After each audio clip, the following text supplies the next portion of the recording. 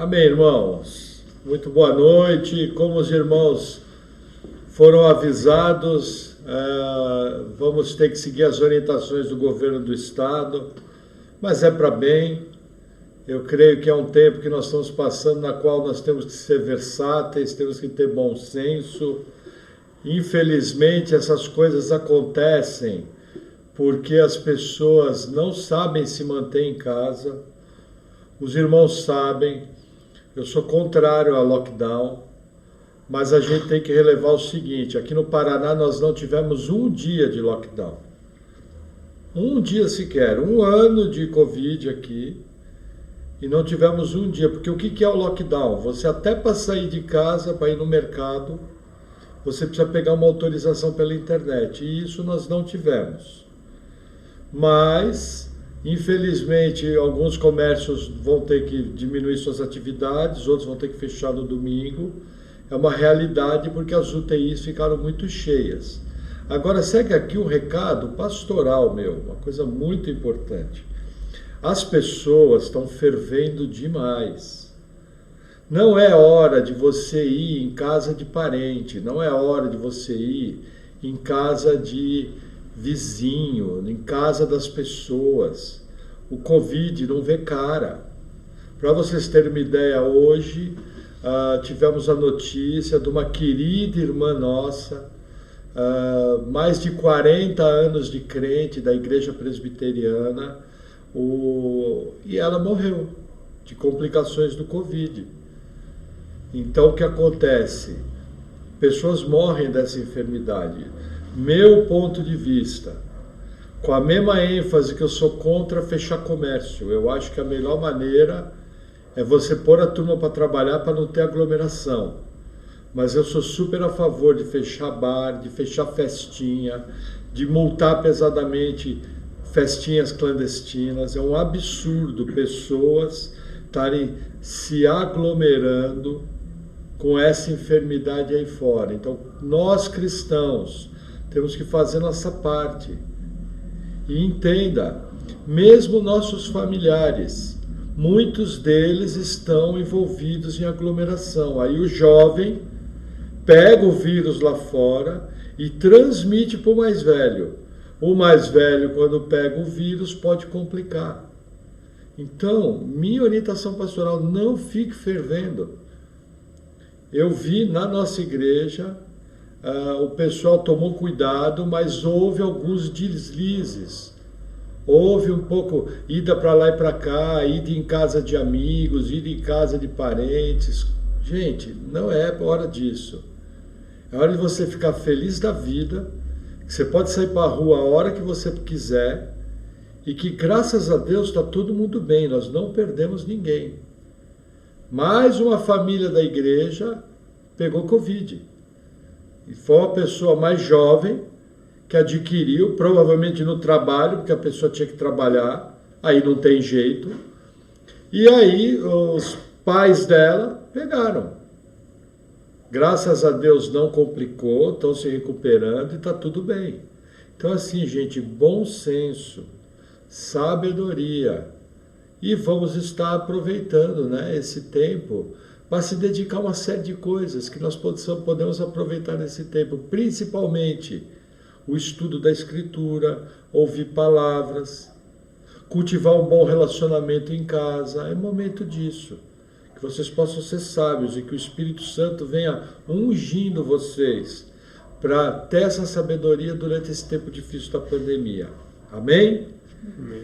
Lembrando que enquanto estivermos fechados, nós estamos disponíveis para atender as pessoas ao ar livre. Inclusive o decreto do governador do estado permite atendimento pastoral. Estamos dentro da lei. E nós atendemos várias pessoas aqui na igreja durante a bandeira laranja. Fazemos da mesma forma, é só dar um toque no WhatsApp, que nós vamos marcar num local ao ar livre e vamos ter a conversa pastoral que for necessária. Não deixem de falar comigo. Então vamos, como de hábito, vamos salmodiar, vamos abrir no Salmo 119, versículo 105.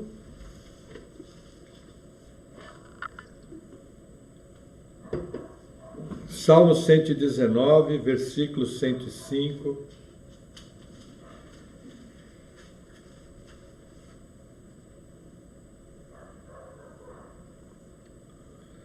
Diz assim a palavra do Senhor: Lâmpada para os meus pés é a tua palavra, e luz para o meu caminho. Jurei e o cumprirei, que guardarei os teus justos juízos.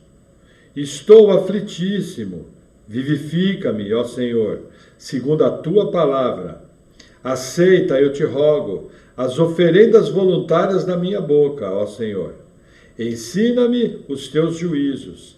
A minha alma está de contínuo nas minhas mãos. Todavia, não me esqueço da tua lei. Os ímpios me armaram laço, contudo, não me desviei dos teus preceitos. Os teus testemunhos tenho eu tomado por herança para sempre, pois são o gozo do meu coração.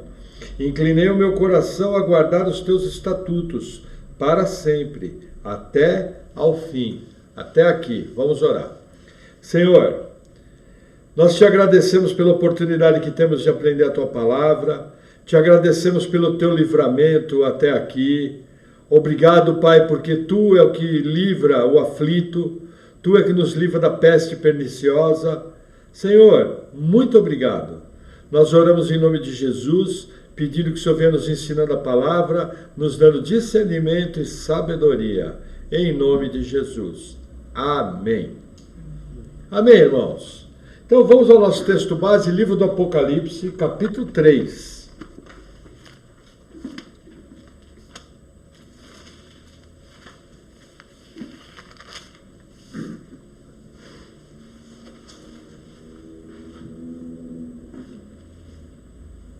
Apocalipse 3, vamos ler o versículo 14. E ao anjo da igreja de Laodiceia escreve: Isso diz o Amém, a testemunha fiel e verdadeira, o princípio da criação de Deus. Conheço as tuas obras, que nem és frio nem quente. Quem deras fosse frio ou quente. Até aqui. Veja, irmãos. Laodiceia é uma cidade bem interessante. Por quê? Um grande líder da antiguidade era casado com uma mulher chamada Laodiceia. E onde existia Laodiceia antigamente era uma pequena aldeia, um lugarejo, mas um lugarejo com meia dúzia de casas. E esse grande governante resolveu fundar naquele vilarejo uma cidade com o nome da sua esposa. Agora entenda a questão: se você fosse um governante importante, muito rico, com muito dinheiro, você ia pegar um lugarejo com 6 casas, ia chegar e falar: pronto, vou colocar o nome Laodiceia, que era o nome da esposa dele, e vai deixar o lugarejo com 6 casas? Nunca, ia provocar o divórcio. Em vez de ele elogiar a esposa, ele ia causar uma crise familiar. Então o que ele teve que fazer? Ele teve que fazer uma estruturação da cidade. E Laodiceia tinha um grande problema. Qual que era o problema de Laodiceia? Ela não tinha a infraestrutura necessária para ser uma cidade do tamanho que ela se formou. E ela acabou, por causa dessa intervenção estatal, ela acabou se tornando uma grande cidade. E uma cidade importante. Curiosamente, o maior problema da cidade era a água. Não havia água na região.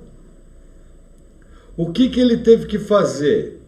Ele construiu 2 arquedutos. O que é o arqueduto? O arqueduto era um sistema de encanamento. Os nossos sistemas copiaram os arquedutos, que era feito por pedras encaixadas e argamassa fechando as frestas. E havia lugares que ele vinha por nível. Havia lugares que tinha que construir estruturas muito altas. E outros lugares que o aqueduto tinha que vir por dentro da terra, para a água poder passar. Só que a tecnologia naquele tempo não era algo, era boa, mas não como a de hoje. Para vocês terem uma ideia, tiveram que trazer água de duas cidades. A primeira delas, a cidade de Colossos.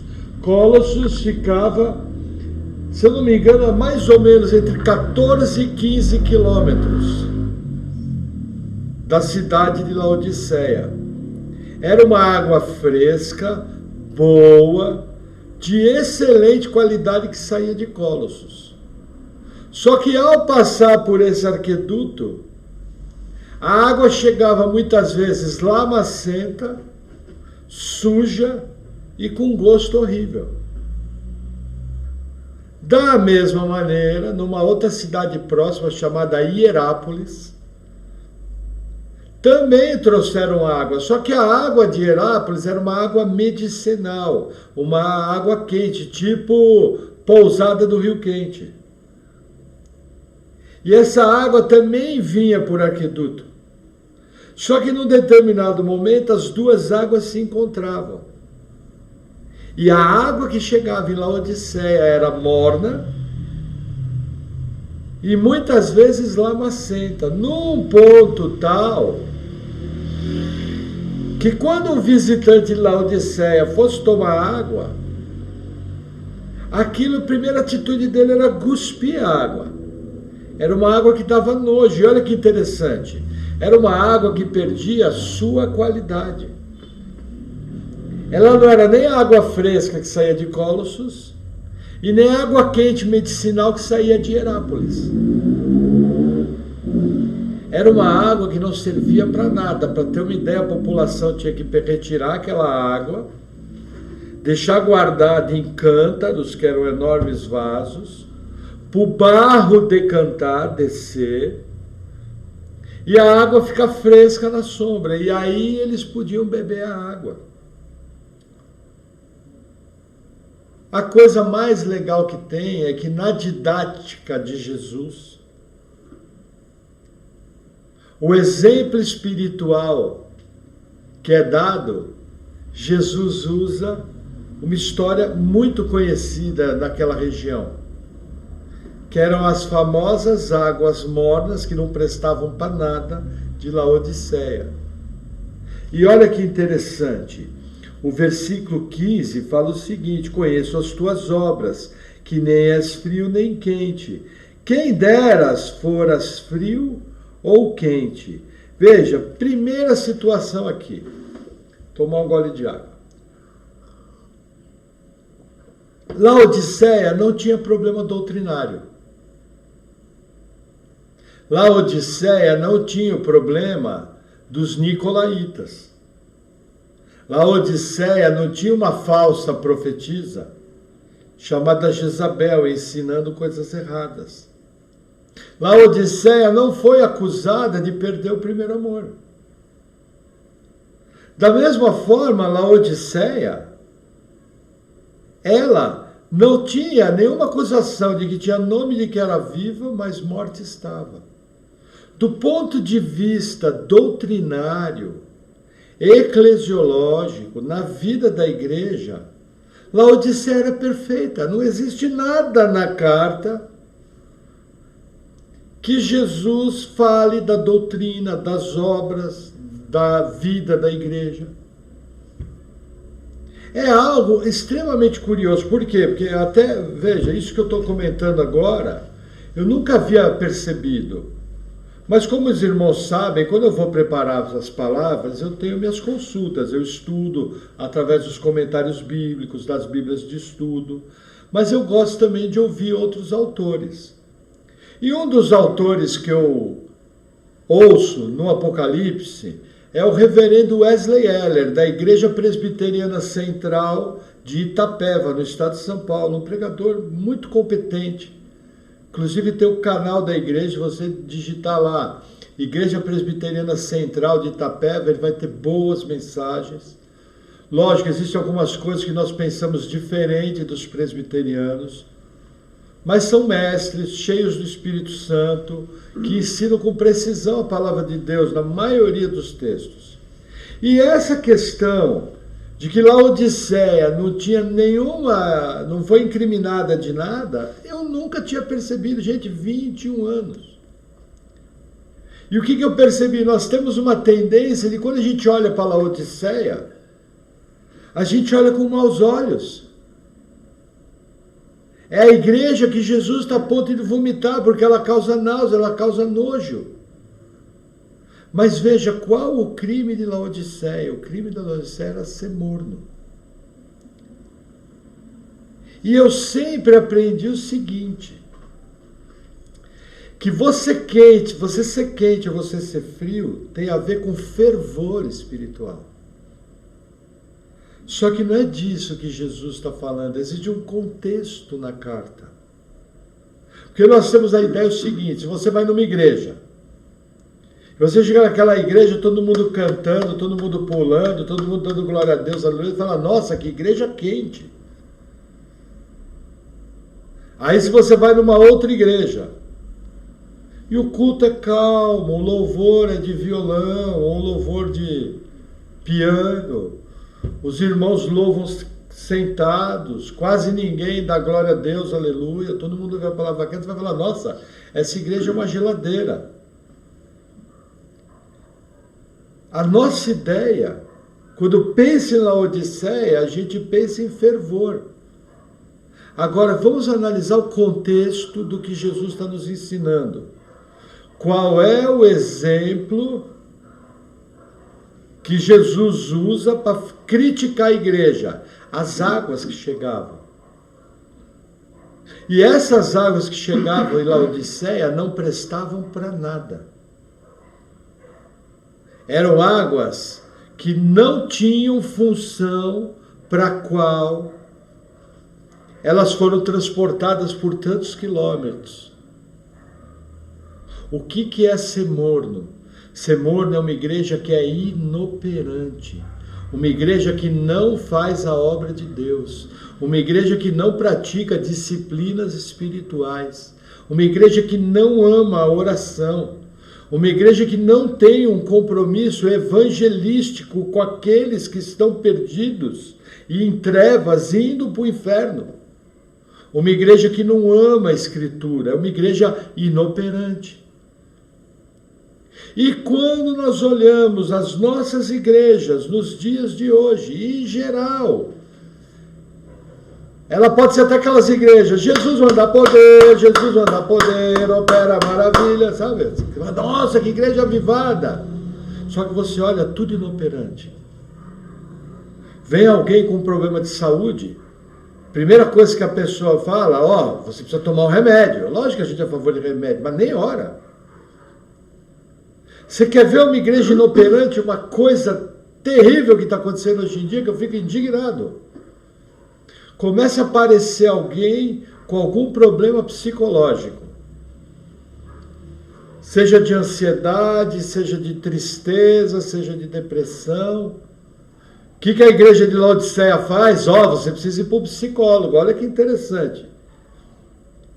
Eu pego uma ovelha da igreja, boto para um ímpio cuidar, numa área que muitas vezes não tem comprovação científica, e sequer passo aquela pessoa por um aconselhamento pastoral naquela área. Isso é ser inoperante, é um evangelho que não funciona. Eu pergunto, há 150 anos atrás, tinha psicólogo? Não, a psicologia é nova, é coisa do início do século XX, com Freud. Isso quer dizer que os irmãos de 200 anos atrás viviam se matando? Não, os irmãos, quando tinham qualquer problema de tristeza, de melancolia, de ansiedade, primeira coisa que ele fazia, procurava o pastor.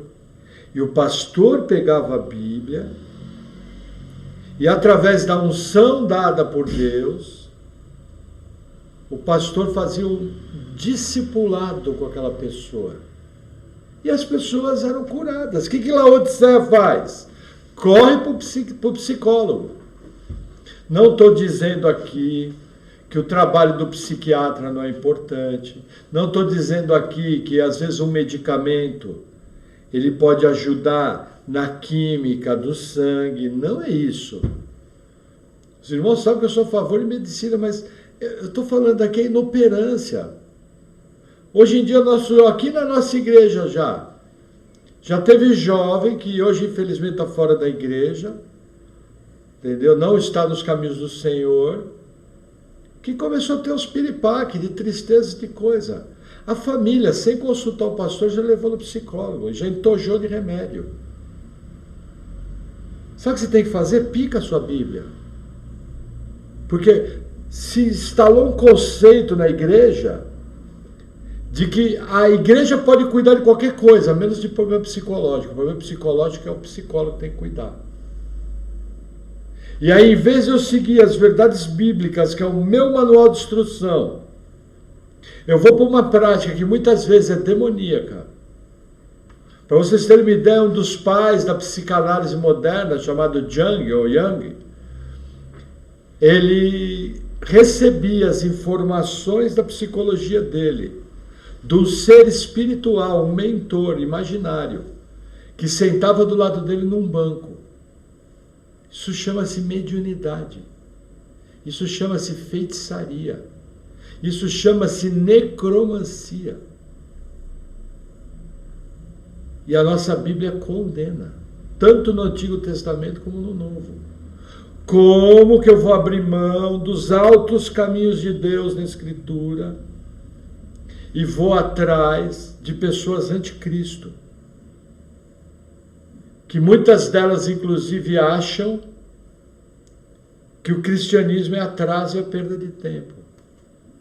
Ah, pastor, mas eu fui num psicólogo cristão. Falou bem. Você pode até ter ido num psicólogo que a religião dele é cristã, mas não existe psicanálise cristã. Conselho Regional de Psicanálise no Brasil tem uma nota comunicando: não existe psicanálise cristã. A psicanálise não tem nada a ver com religião. Então, o máximo que você pode conseguir é alguém cristão que se formou psicólogo, mas que vai usar práticas, muitas vezes, de pessoas endemoniadas. E aí qual é o resultado? Muita coisa errada vem. Isso é uma igreja morna, é uma igreja inoperante. Por exemplo, pessoas com problema no casamento. A pessoa nem procura o pastor, quando vai ver está divorciado. A pessoa está com um problema grave na família. Ninguém vai visitar aquele familiar para orar com ele, para trazer ser boca de Deus na vida dele, para trazer uma palavra de Deus. Você sabe que tem lá os primos que moram na mesma cidade que você. Lógico, eu acabei de falar sobre visitas, mas estou falando de situação normal. E você sequer vai visitar a pessoa para orar com ela. Às vezes o seu parente vem, e uma prima sua vem, chega e fala: nossa, meu marido está me tratando tão mal. E você, irmã, em vez de ser boca de Deus na vida daquela prima, e orar com ela, falou: não, vamos orar, vamos buscar Deus. Olha, tem umas palavras boas sobre casamento, vou mandar para você, você ouve. Vou falar com o meu pastor, ver se ele indica alguma coisa. E você vai ver o que Jesus pode fazer na sua vida. Se você não tem o hábito de fazer isso, eu vou te falar, meu irmão, nu e cru, você é morno. O evangelho para você é apenas um conceito mental, que não funciona na prática. Esse tipo de evangelho, Jesus está a ponto de vomitar. É isso que Jesus faz. Por quê? Porque é um evangelho que não funciona, é um evangelho inoperante. Hoje estava conversando com um irmão, e nós estávamos falando sobre conhecimento espiritual. Deixa eu explicar para vocês o que é o verdadeiro conhecimento espiritual. Existe um conhecimento chamado conhecimento mental. É o acúmulo de informações. Conhecimento bíblico mental. É o acúmulo de informações bíblicas que eu coloco na minha cabeça, na minha mente. Isso é bom? É bom. Mas o verdadeiro conhecimento espiritual é quando eu tenho acúmulo de informações bíblicas na minha mente, colocados em prática na minha vida. Eu aprendo e aplico. Eu aprendo e aplico. Se eu aprendo e não aplico, é inoperante. Se é inoperante, Jesus está a ponto de vomitar. É morno. Porque algo que eu não aplico, Tiago, irmão de Jesus, fala, aquele que é ouvinte da palavra, mas não vive ela, é como alguém que olha no espelho e se retira do espelho. E da mesma forma que a imagem some do espelho, aquele conhecimento se torna inoperante. Se você é esse tipo de pessoa que quando ouve uma palavra na igreja, nossa, que palavra, mas você não põe em prática, você é morno, porque você é inoperante. E essa inoperância é um desperdício. Tiago fala, aquele que sabe do bem que tem que fazer e não faz, peca. O maior bem que eu tenho na minha vida é aplicar a verdade da palavra de Deus de forma prática. Por que tem tanta gente apática? Por que tem tanta gente com a vida destruída dentro da igreja? Porque não aplica aquilo que aprende. Gente, numa boa, eu nunca vou me acostumar com isso. Pode ser até que você não concorde comigo. Mas as pessoas, quando o culto passa a ser gravado, param de ouvir. Mas veja, não para de ir trabalhar, não para de cumprir responsabilidade, não para de ir em casa de parente. Porque é o seguinte, é inoperante a sua fé, porque o cara que tem uma fé para valer, uma fé quente, que dia que eu culto, 8 horas, estou lá assistindo, e depois, domingo de manhã, 10 horas, estou lá assistindo. Domingo de manhã eu não posso, mas às 6 da tarde eu vou ouvir o culto, no domingo.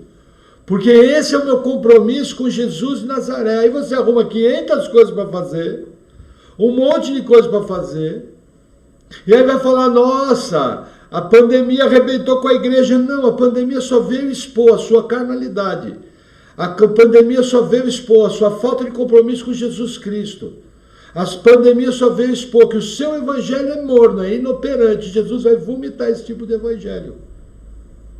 Não tem desculpa. O pastor é muito duro. Estou falando que você precisa ouvir.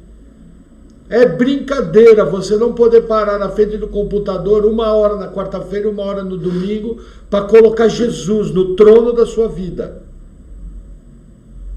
É brincadeira. Vai destruir sua vida, vai ter consequência. E se essa pandemia seguir por anos, como é que vai fazer? Vocês já pararam para pensar que nós estamos lidando com vírus de RNA? Só para você ter uma ideia, você já pegou gripe na sua vida?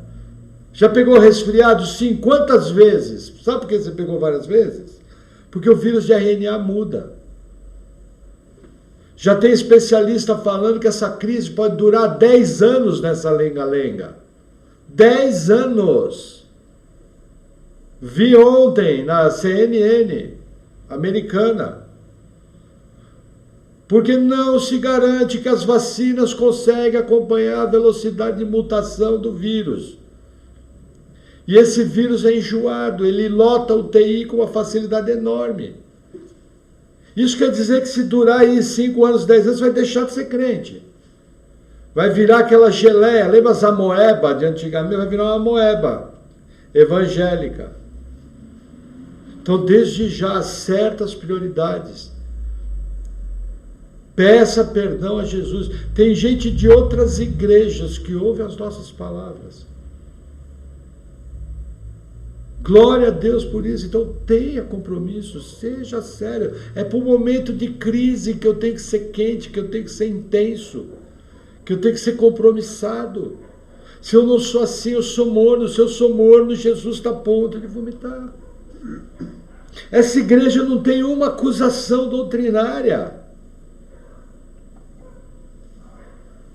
Não tem pecado. Aqui, é claro. Eu nunca tinha parado para pensar nisso, porque 21 anos pensando, Laodiceia é morno, vai vomitar, Laodiceia é morno, vai vomitar. Laodiceia não canta, Jesus manda poder, Jesus manda poder. Não é nada disso. Laodiceia tem uma fé fria, que não opera, que não toca as vidas, que não cumpre o chamado do Evangelho, que não ama a Bíblia, que não ora, que não dá uma palavra de exortação ou de consolo para alguém que precisa ouvir. É a única acusação que tem direta de Jesus. Quem dera se fosse quente ou frio. Por quê? Olha que interessante. Por que quente ou frio? Porque a água fria era fresca e boa de tomar. Olha como está certo o conceito. E a água quente era medicinal, porque a água medicinal só funciona naquela temperatura. Não tem nada a ver com Jesus mandar poder, Jesus mandar poder. Percebe? O autor que escreveu isso está certo, o conceito é esse, é eficiência. É a mesma coisa você ser uma grande cozinheira e queimar o feijão todo dia. Nossa, Paula cozinha demais. Mas está queimando feijão todo dia. Adiantou alguma coisa?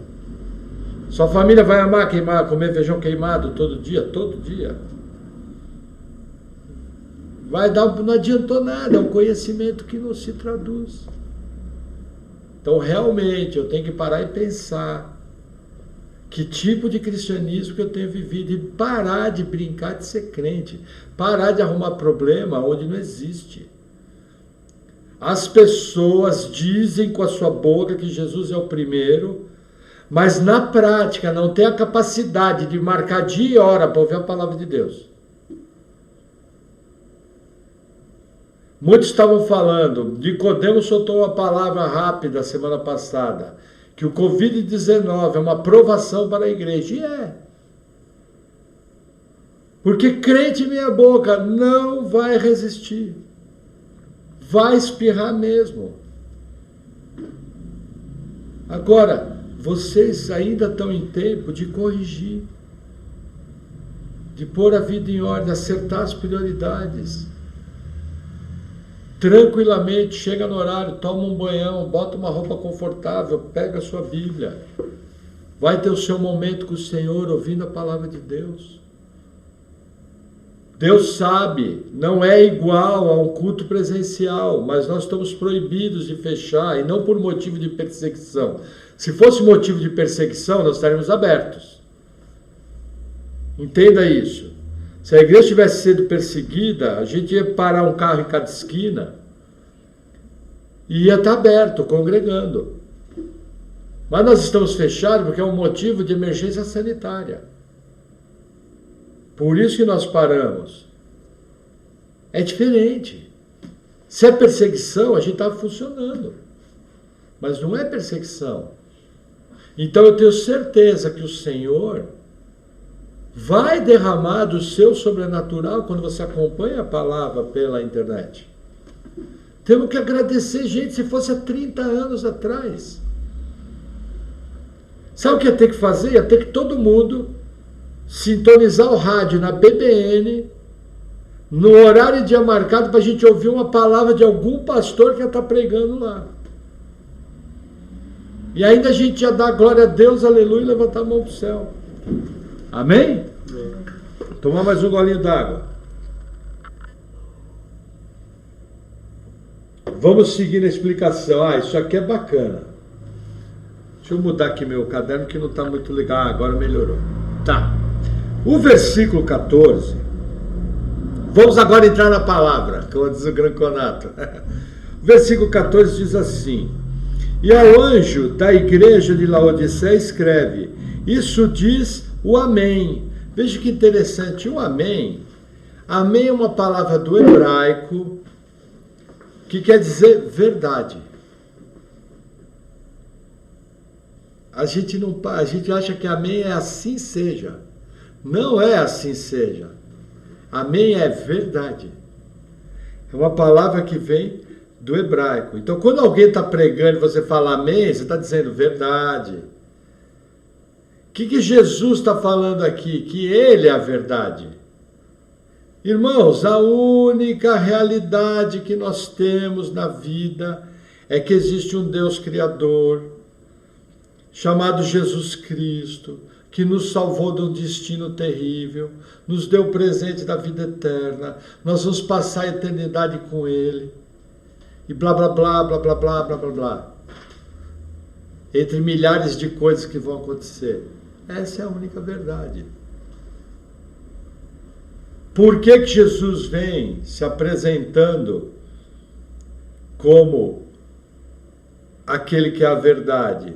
Porque a única maneira de combater a mentira é conhecendo bem a verdade. A única maneira que você tem de ouvir que você está errando é ouvindo a verdade, na pregação do Evangelho. E aí Jesus continua, isso diz o Amém, a testemunha fiel e verdadeira, o princípio da criação de Deus. Veja, esse versículo é super importante. A seita dos testemunhas de Jeová, eles ensinam que Jesus é um ser criado. Eles não acreditam que Jesus seja... Eles não creem na Trindade, começa daí. Só que além de não crer na Trindade, eles vão mais longe. Eles dizem que Jesus foi criado. E um dos versículos que eles usam para apoiar isso é o princípio da criação de Deus. O que eles dizem? Ó, tá vendo? O primeiro ser criado por Deus foi Jesus.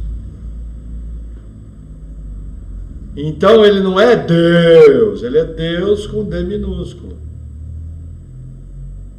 Ele não é o Deus Todo-Poderoso. Aí eles dizem Jeová.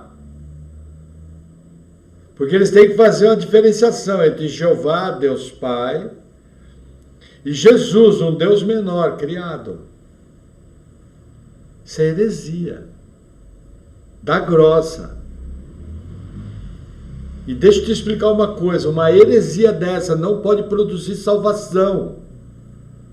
Porque a salvação tem um centro. E o centro é Jesus é Deus, nosso Senhor e Salvador, autor e consumador da fé. Nesse caso aqui não é falso ensino, é heresia.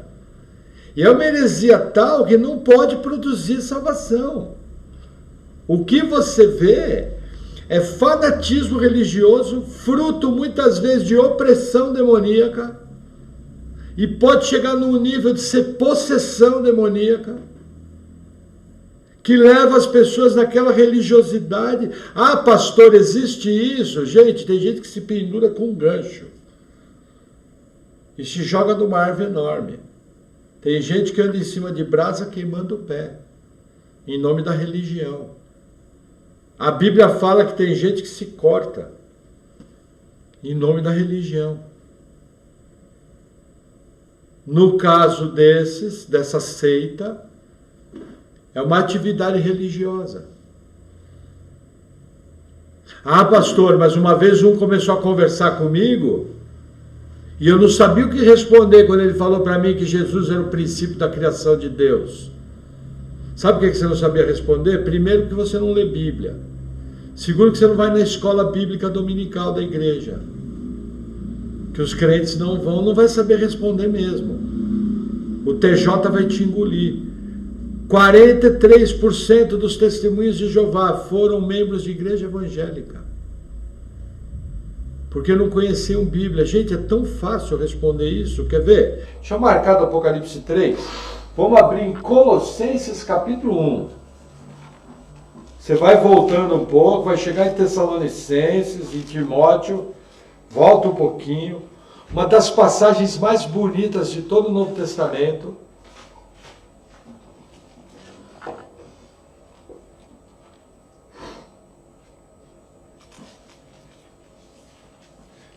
Colossenses 1, versículo 12. Essa passagem é muito bacana para você esfregar na cara. Quando eu falo esfregar na cara, é isso mesmo que eu estou querendo dizer. Do primeiro testemunho de Jeová que vai bater na sua porta e te incomodar. Entendeu? Que ele vai sair com o rabinho no meio das pernas e vai aprender a não mexer com o crente.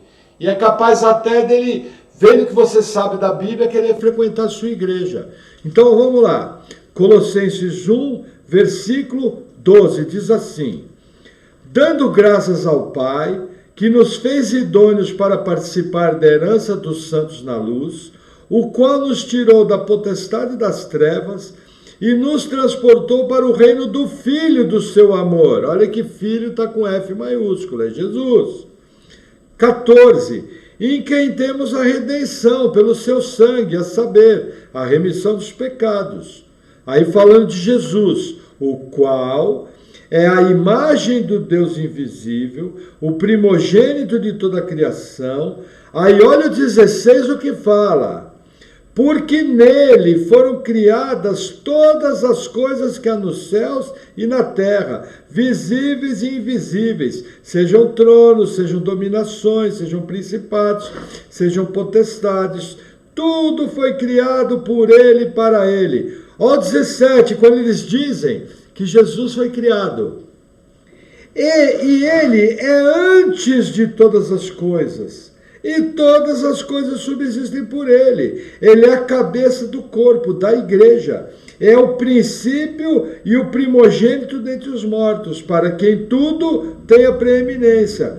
Porque foi do agrado do Pai que toda a plenitude nele habitasse, e que, havendo por ele feito a paz pelo seu sangue na sua cruz, por meio dele, reconciliasse consigo mesmo todas as coisas, tanto as que estão na terra, como as que estão no céu.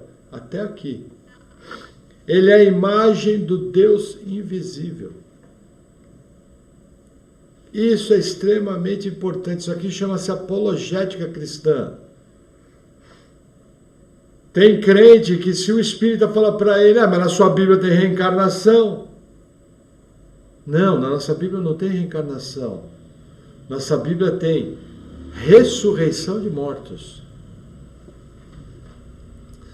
Na nossa Bíblia tem Hebreus 9, 27. O homem está ordenado morrer apenas uma vez, vindo após isso o juízo.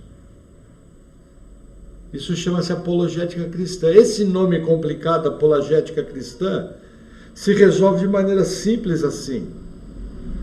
Só que isso você aprende ouvindo pregação e lendo Bíblia e estudando Bíblia. Não cai do céu. Não vem através de corrente de oração. Não vem através de ouvir louvor não cristão em rádio gospel. Ouvir rádio gospel não muda ninguém. Eu quero de volta o que é meu.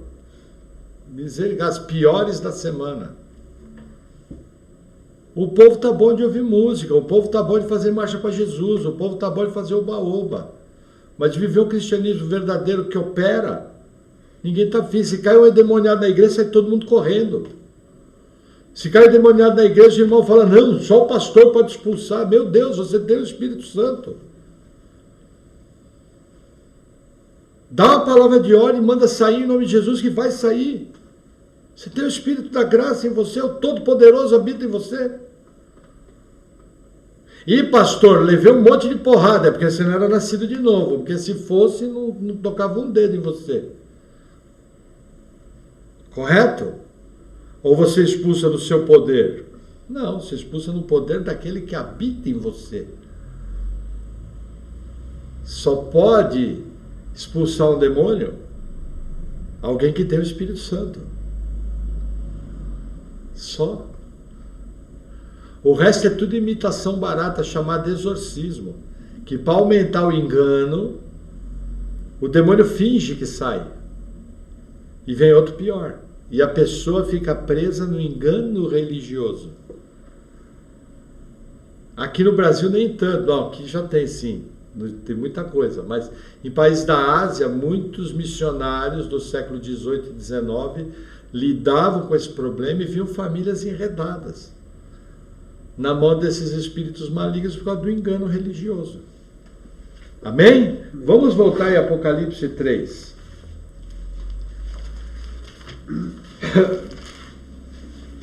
Vamos seguir, deixa eu ajeitar meu esboço aqui. Tá, vamos para o versículo 17. Aqui a coisa começa a pegar. Não. 16. Assim, porque és morno e não és frio nem quente, vomitar-te-ei da minha boca. Já falamos sobre esse assunto. 17. Como dizes, rico sou e estou enriquecido, e de nada tenho falta. E não sabes que és um desgraçado e miserável e pobre e cego e nu. Gente, primeiro ponto aqui. Laodiceia era famosa em 3 áreas. Primeiro, bancos.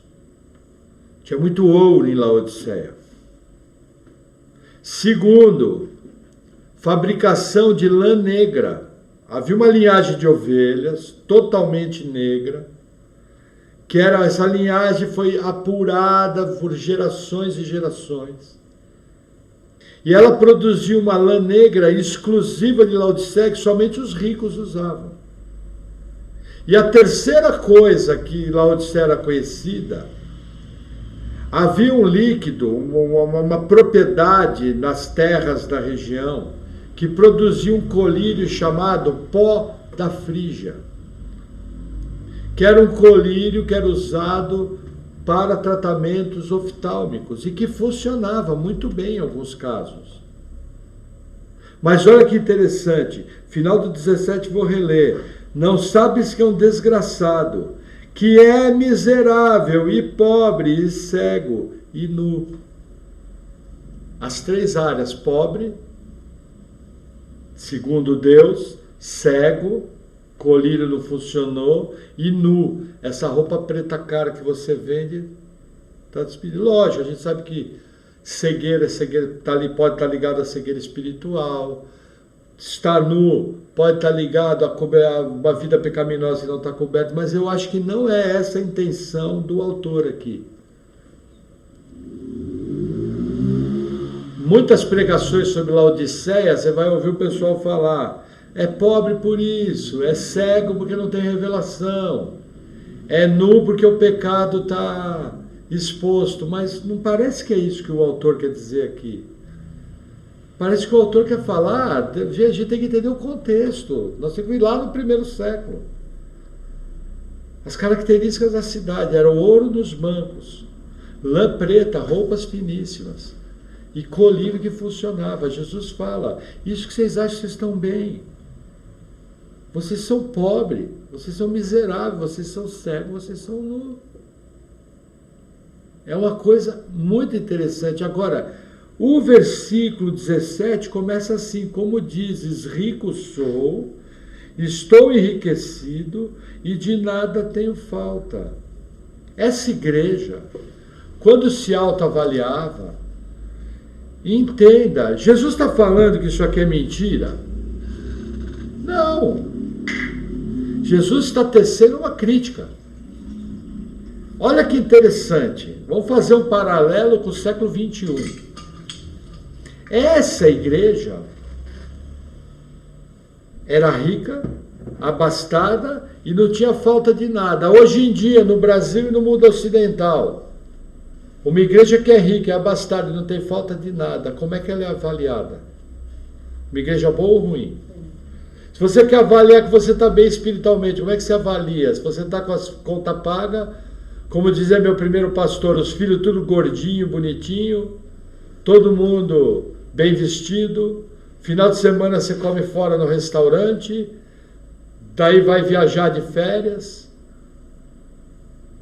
Gente, é o padrão que é colocado para as igrejas hoje. Hoje o padrão de vida espiritual das igrejas, se você tem grana no bolso, muito dinheiro no bolso, saúde para dar e vender.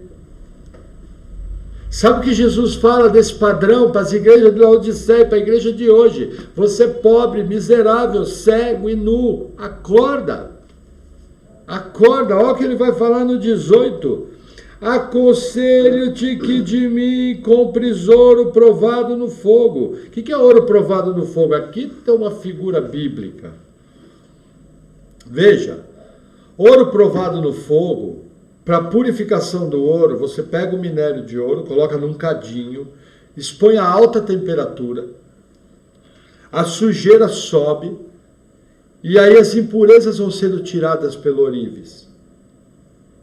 Isso é uma figura bíblica. Ouro normalmente está ligado à natureza divina. A gente pega a Nova Jerusalém, tudo é ouro. A Nova Jerusalém é um símbolo. Só que tudo naquela cidade representa ouro. Aponta para coisas preciosas. O que é a cidade? A presença de Deus. Então o ouro, sim, está ligado à presença de Deus na nossa vida. Isso é uma coisa importante. E aí ele continua. Para que te enriqueça. Roupas brancas. O que é roupa branca? Aqui sim, roupa branca são os atos de justiça dos santos. O próprio Apocalipse explica isso. Lembra que a igreja morna era inoperante? Quem é inoperante tem atos de justiça? Não. Percebe como fecha com o contexto? E aí continua, roupas brancas para não aparecer, para vergonha na tua nudez, e que unjas os teus olhos com colírio, para que vejas, vê como? Do ponto de vista espiritual, do ponto de vista de Cristo. Aquela igreja orava, segundo o padrão de hoje, ela olhava, estava tudo bem, todo mundo de carro, conta paga, bem vestido, está tudo em ordem, comendo bem. É uma igreja abençoada. Mas Jesus fala para essa igreja abençoada. Pela primeira, adquirir natureza divina. Segundo, atos de justiça e cobrir o pecado. A vergonha. Isso aqui está ligado a pecado, falta de santidade. E terceiro, revelação. O que é revelação? É ver como Deus vê. Aprenda. Alguns aqui da nossa igreja ouviram isso, outras pessoas que nos acompanham não ouviram. Revelação espiritual. Não é ver algo que ninguém nunca viu. Revelação espiritual é você ver como Deus vê. Por quê? Porque hoje em dia se inventa um monte de coisa em cima do texto e aquilo não tem nada a ver com o contexto, aí o pessoal fala, nossa, aquele pastor teve uma revelação. Não, aquele pastor é um falso mestre. Porque ele está ensinando algo que não está na Escritura. E se ele não abrir o olho, ele vai se tornar um herege, que vai ensinar coisas que desviam da salvação. Percebe? Revelação, aprenda. Talvez você nunca ouviu falar isso. Revelação é ver como Deus vê, segundo a verdade bíblica. Isso é ter revelação da parte de Deus e da palavra. Amém? Que mais aqui? Uma outra coisa interessante que serve um recadinho para os dias de hoje. Dentro desse contexto de riqueza. Deixa eu marcar do Apocalipse 3. Vamos abrir em 1 Timóteo capítulo 6. 1 Timóteo 6. Vamos ver as críticas que...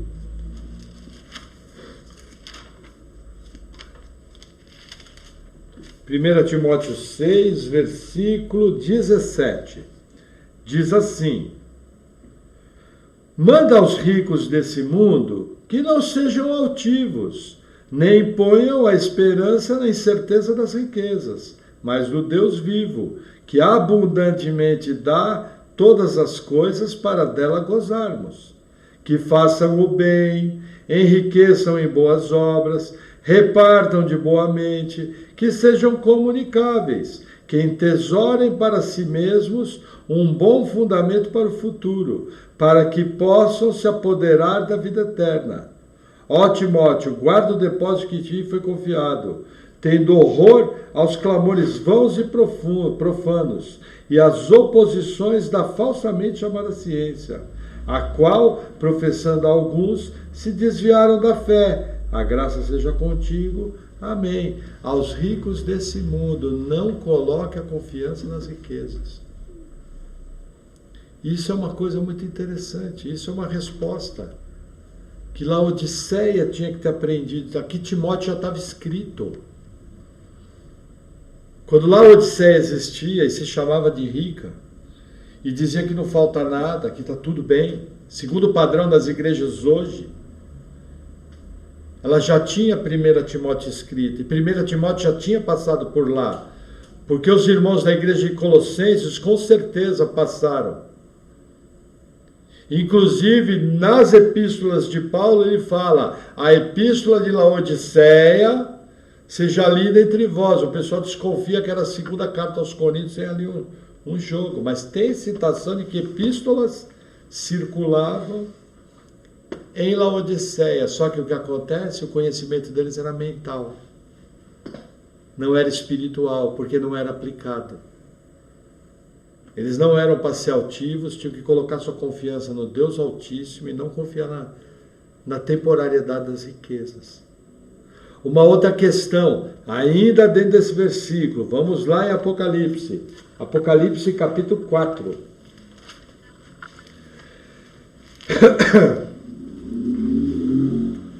Versículo 4.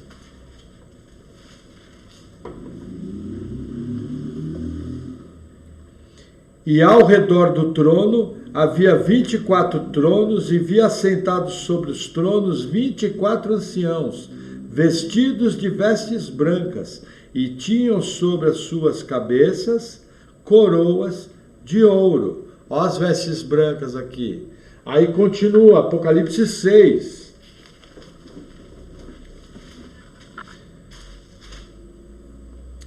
Versículo 9. E havendo aberto o quinto selo, vi debaixo do altar as almas dos que foram mortos por amor da palavra de Deus e por amor do testemunho que deram, e clamavam com grande voz, dizendo: até quando, ó verdadeiro e santo dominador, não julgas e vingas o nosso sangue dos que habitam sobre a terra? O 11. E foram dadas a cada um compridas vestes brancas, e foi-lhe dito que repousassem ainda um pouco de tempo, até que também se completasse o número dos seus conservos e de seus irmãos, que haviam de ser mortos como eles foram. Quem são esses? Os mártires da história. Segundo o Evangelho da Prosperidade, ser mártir é uma boa jogada? Não, boa jogada é muito dinheiro no bolso, saúde para dar e vender. Padrão bíblico é outro. Compre colírio para que veja. Você não tem inveja, você não tem atos de justiça, você tem uma vida pecaminosa que está exposta para a tua vergonha. Você precisa se revestir de Cristo. E ao se revestir de Cristo, nascer de novo, viver uma vida de busca de santidade, de consagração, onde Deus realmente é o primeiro. Porque eu só consigo cobrir o meu pecado através da fé em Cristo Jesus. Lembra que lá no Jardim do Éden fizeram roupa de folha? Deus teve que sacrificar provavelmente um cordeiro, tirar a pele, para cobrir a vergonha de Adão e Eva. Aquilo apontava para a cobertura do pecado. E aí tem mais um texto, Apocalipse capítulo 7,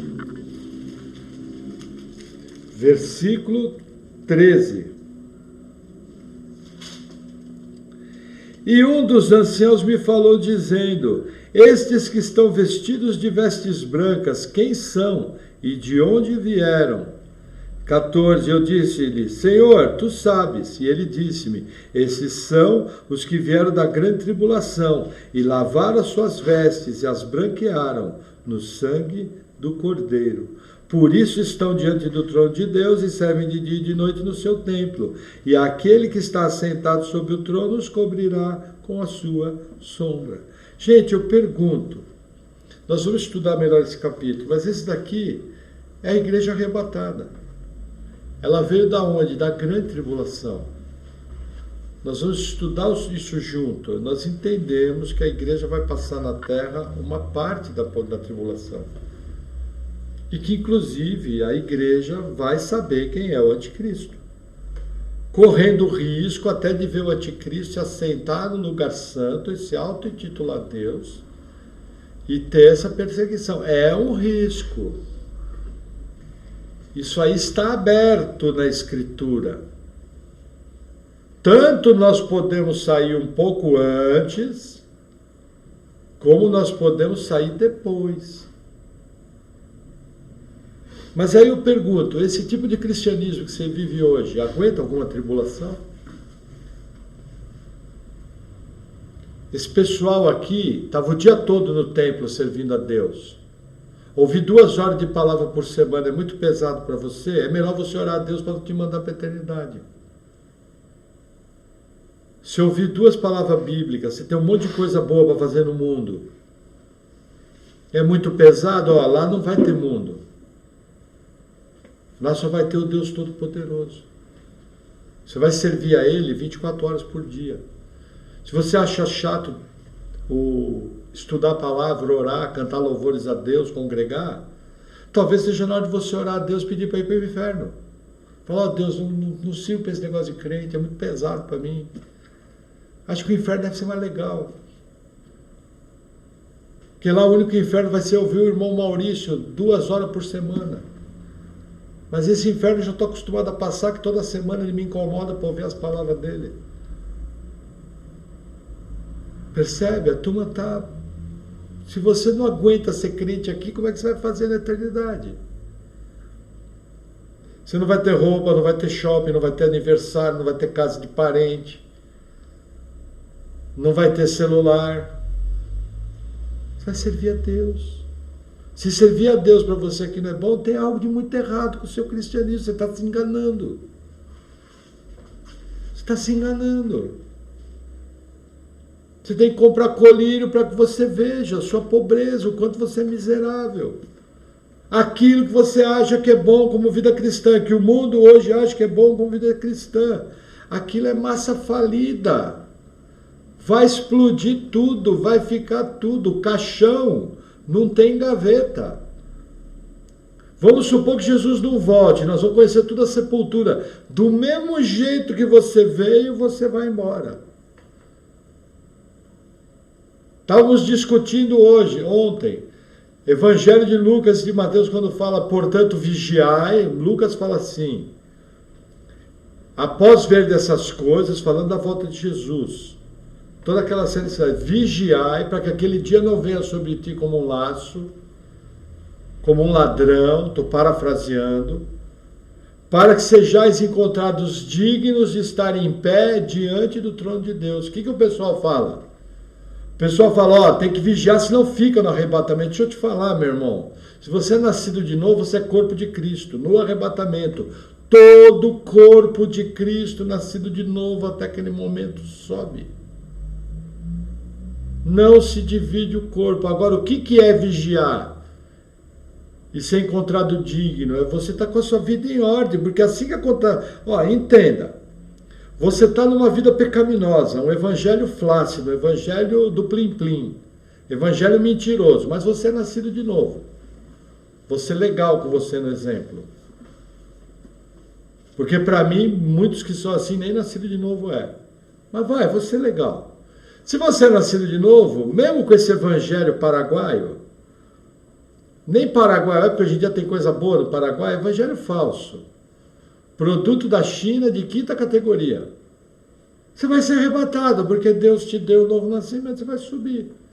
Aí você vai chegar diante do trono de Deus com uma vida pecaminosa e arrebentada. Como é que vai ficar a sua cara? Como é que vai ser esse dia? Vou dizer mais, se você morre hoje, você vai estar cara a cara com Deus. O homem está ordenado a morrer apenas uma vez e após isso o juiz. Já vai estar cara a cara com Deus. É essa vida cristã que você está vivendo hoje que você vai levar para Jesus?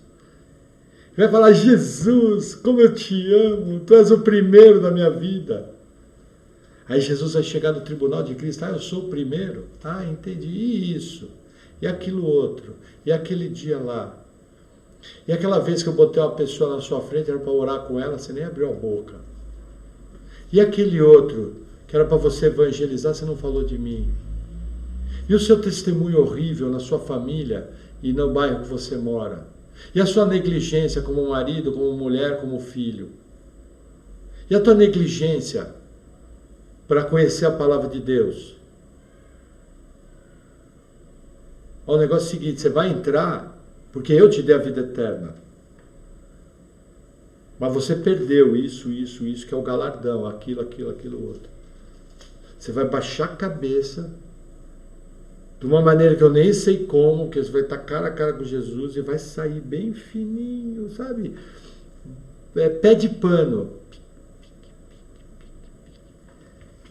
E você não vai ser encontrado digno. Não vai ser. Porque o seu cristianismo não funciona. É coisa muito séria. Amém? Vamos voltar a Apocalipse 3.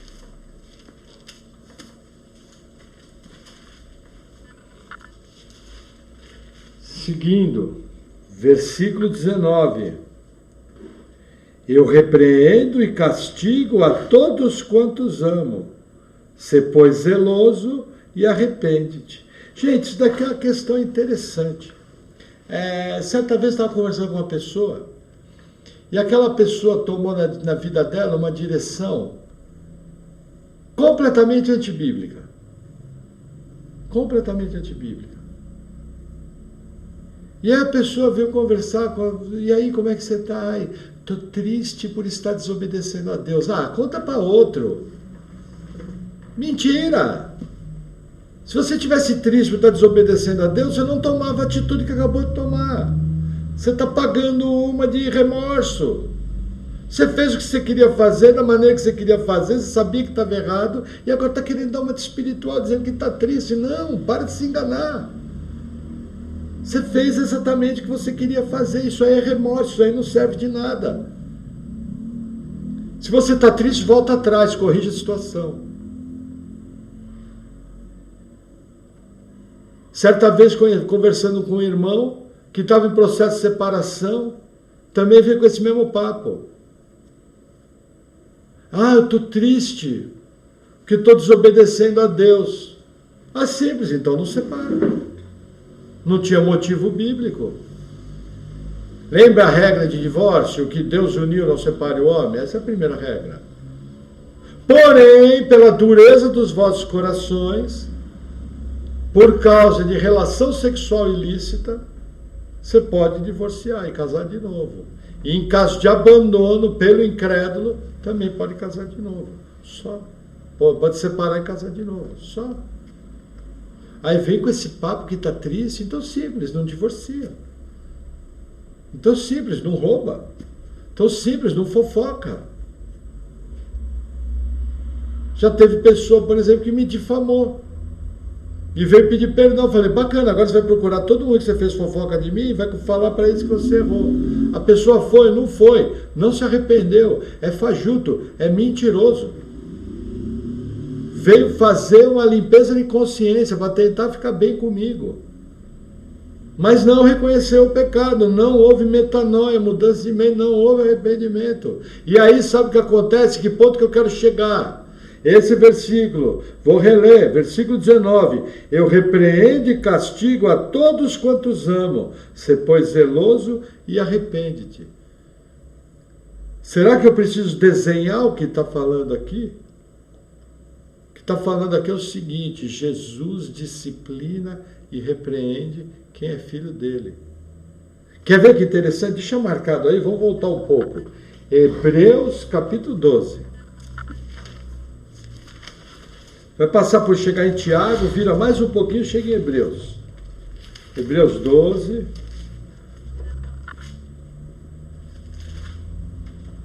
Quantos minutos temos de palavra? 52, 53? Sei lá. 1h08. 1h08, beleza. Temos chão ainda. Hoje a palavra é longa. Hebreus 12, versículo 6. Diz assim: porque o Senhor corrige o que ama e açoita qualquer que recebe por filho.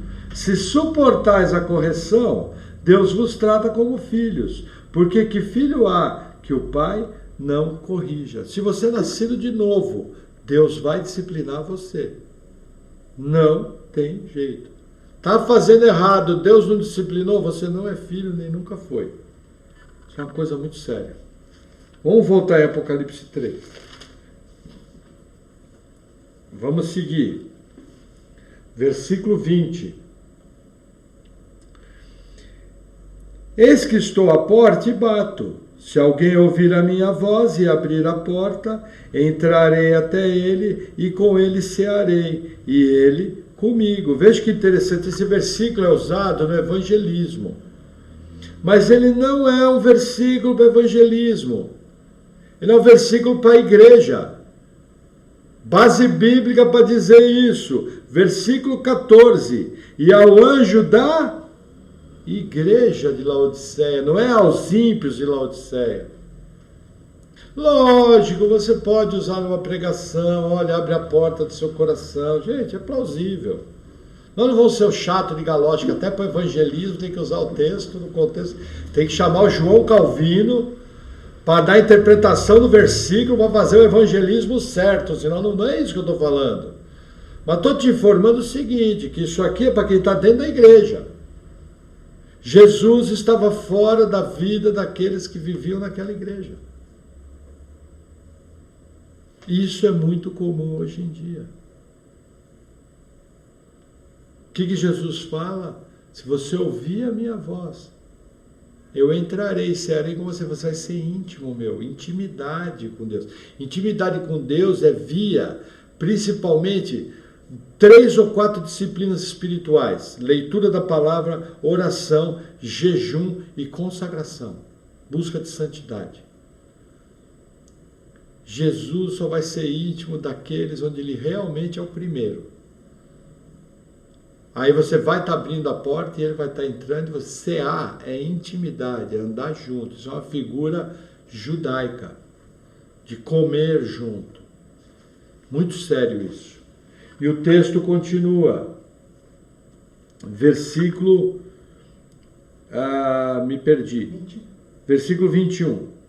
Ao que vencer, lhe concederei que se assente comigo no meu trono, assim como eu venci e me assentei com meu Pai no seu trono. Quem tem ouvidos, ouça o que o Espírito diz às igrejas. Até aqui. Começando de trás para frente, aquele velho alerta. Ouça o que Deus está falando. Como dizia Jesus, na verdade vos digo. Agora, o ponto aqui é a promessa de se assentar no trono. Isso aqui é uma coisa muito interessante. Isso aqui é uma coisa que Jesus já falava no seu ministério terreno. Quer ver que interessante? Vamos abrir Evangelho de Mateus, capítulo 19. Vamos lá em Mateus, capítulo 19.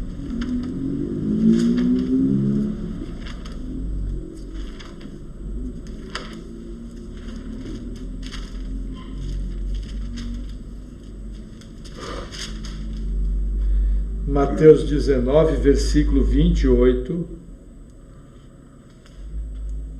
diz assim: E Jesus disse-lhes: Em verdade vos digo que vós, que me seguistes, quando na regeneração, que é a ressurreição, o Filho do Homem se assentar no trono da sua glória, também vos assentarei sobre 12 tronos, para julgar as 12 tribos de Israel.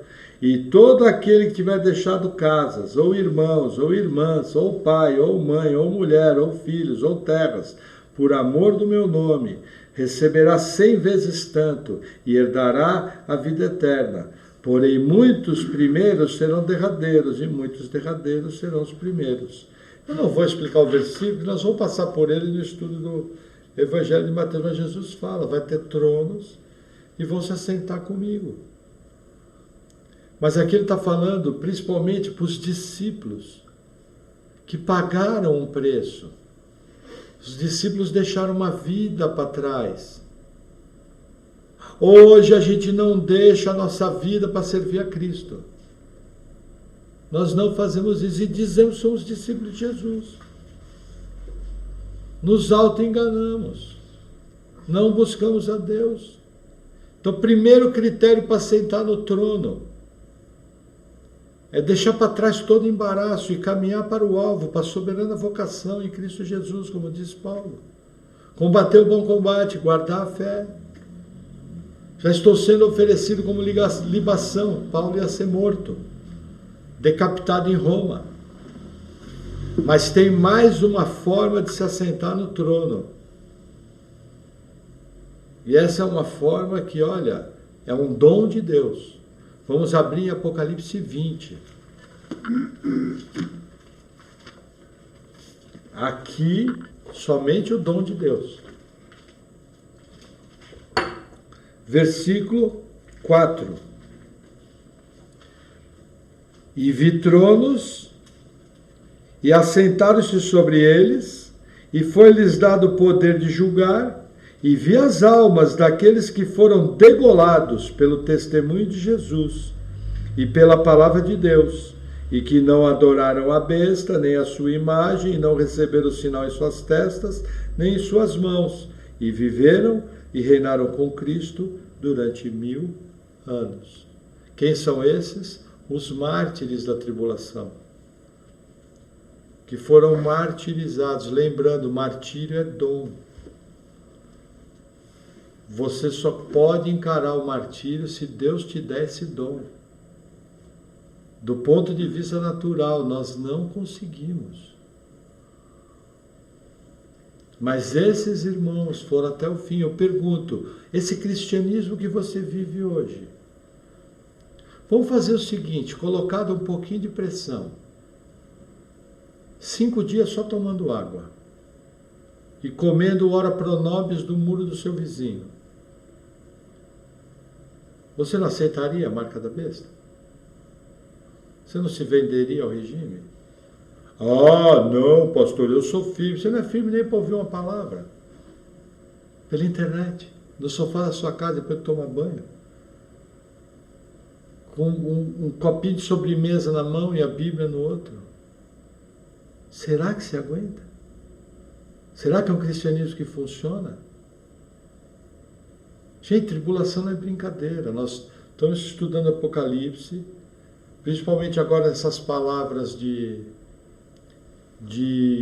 nós estamos nos reunindo virtualmente. Eu vou usar para explorar mais o Apocalipse. Mas deixa eu falar uma coisa para vocês. Não jogue suas fichas num arrebatamento antes da tribulação. Tem muita gente boa, gente que eu gosto. Eu já fui vendedor de filme cristão, já vendi Deixados para Trás, Ladrão da Noite, já vendi Arrebatamento 1, 2 e 3, já vendi A Série do Apocalipse, todas elas pré-tribulacionistas. Filmes muito legais de ver, mas não coloque sua ficha. Não existe um versículo bíblico que garanta isso. Essa tese é baseada numa conjectura com a 70ª semana de Daniel, que eu creio que vai acontecer, que é uma semana que ficou para o futuro, onde Deus vai tratar de maneira mais especial com Israel, mas aí eles dizem que o tempo da graça fechou, mas eu não tenho um versículo dizendo que a lacuna chamada igreja fechou. Eu não tenho isso aberto, claro, nítido, transparente como o dia. O que eu tenho é em que algum ponto ali nas trombetas vai acontecer um arrebatamento. Só que eu não posso esquecer que a 7ª trombeta são as 7 taças da ira. Então, tanto eu posso ser retirado aqui na terra, aqui mais no começo, próximo à metade dos 7 anos, e glória a Deus se for assim. Nós vamos estar em tempos angustiosos, princípio das dores de parto, mas nem se compara com a grande tribulação. Ou eu posso ser retirado daqui mais à frente. E se for dessa forma, esse cristianismo flácido que nós vivemos hoje em dia, suporta a perseguição? Gente, uma realidade pra você pôr na cabeça. Daqui para frente, o cristianismo vai começar a ser perseguido. Daqui para frente só vai piorar. Esse avivamento que as igrejas ensinam, vai ter um grande avivamento, eu não tenho um versículo aberto que me garanta que vai haver esse avivamento. O que eu tenho de versículo aberto é o seguinte: a perseguição vai piorar. Portas vão fechar e vai ter lugares do mundo onde nós vamos ser inimigo do governo. Aí eu pergunto, se você não aguenta servir a Deus em época de liberdade, com conforto, com a barriga cheia, debaixo de um cobertorzinho, você vai conseguir servir a Deus debaixo de uma pressão assim? É o que eu tenho que responder, porque nós estamos falando de ser morno, de ser inoperante. Vou mais longe. porque guardaste a palavra da minha paciência, eis que vos guardarei, da hora da tentação que há de vir sobre todo o mundo, para provar os homens. Que é isso? Apocalipse 3:10. Apocalipse 12 fala, e à mulher foram dadas as 2 asas da grande águia, e ela fugiu para o deserto da perseguição que veio de Satanás. Estou emendando. Deus dá livramento, sim, mas é para quem guarda a palavra da paciência. E nós não sabemos, quem defende o arrebatamento pré-tribulacional fala que esse versículo é arrebatamento, mas eu não consigo ver a palavra arrebatamento. Na minha Bíblia não tem, pelo menos. Eu até hoje nunca chamo para uma tradução que tivesse. Ah, mas ali tem o termo que é para fora de... Pô, meu amigo, você está apoiando toda a sua fé numa ferramenta linguística. Olha, você é corajoso, hein? Você é um cara de fé, hein? Você expulsa demônios só do pensamento. Eu não estou afim de... Se você está afim de apoiar, amém. Glória a Deus, somos irmãos. Escatologia, você não pode ser dogmático, mas, ó, cara, você é corajoso, né? Você encara os leões lá no Coliseu. Porque a mesma coragem que tem para encarar leão é a coragem que tem que ter para crer nisso aí com toda essa fé. Sabe? Será que não está na hora da gente realmente parar para pensar e viver um cristianismo verdadeiro? Um cristianismo íntegro? De alguém que realmente tem aliança com Jesus, alguém que é firme, que com toda deficiência, com toda limitação serve a Deus de todo o seu coração?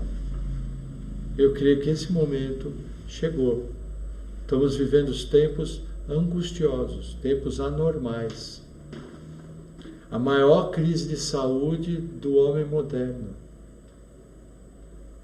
Isso é um aviso de Deus para a igreja, para que a gente possa se consertar, corrigir nossa vida e andar firme diante do Senhor. Amém? Vamos orar. Senhor, obrigado por tua palavra. Eu oro pedindo, Pai, que essas verdades tão simples sejam plantadas no nosso coração pelo poder do Espírito Santo, que nós sejamos capacitados por Ti a viver essa verdade.